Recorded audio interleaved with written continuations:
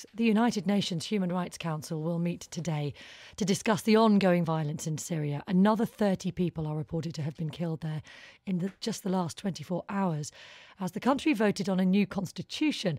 Now, this poll is part of reforms put forward by President Bashar al-Assad in response to the uprising, which started nearly a year ago.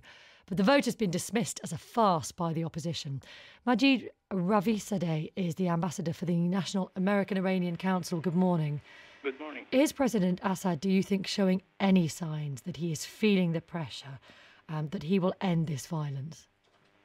Well, I think there are two important issues here to consider. I think with regarding to the constitutional reforms that he's now offering. First of all, it's too little, too late.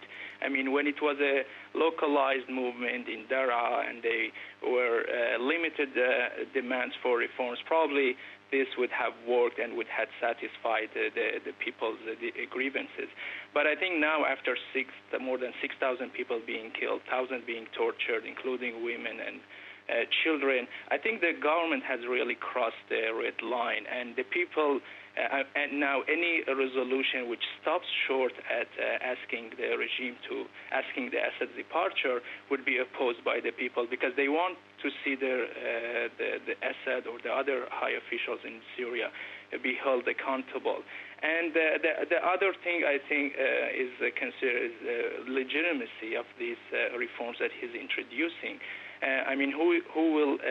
No monitors or observers are allowed into the country. Who will monitor the situation, the voting in Syria?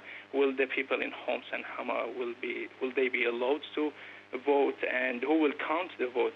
So I think there are a lot of issues to consider, and I don't believe I believe these are some sort of superficial actions in order to satisfy the international community. Tougher sanctions have been talked about, like, for example, freezing the assets of Syria's national bank. Will that affect him? Will that hit him where it hurts? Well, I think these are important developments, and they play an important role in the sense that they add to the tightening ring of pressure on Syria. But they further isolate Syrian regime. They send a strong signal to the security forces and military that if they use violence, brutality against the civilian and their own people, they would face more economic pressure and isolation. But I think on the other hand, this kind of, I think, sanction pressure would not bring the regime to its knees. And the reason I'm saying this is that there is here a tug of war between two powerful coalition and forces. On the one side, we have the Iranian, Chinese, Russian force coalition, which are supporting the Assad regime, and they don't want to see him removed from power or any change in the political structure of Syria. But and on the other hand, we have the Arab League, European country, United States, and mainly Western countries who want to see Assad turn power over to a more democratic system of governance.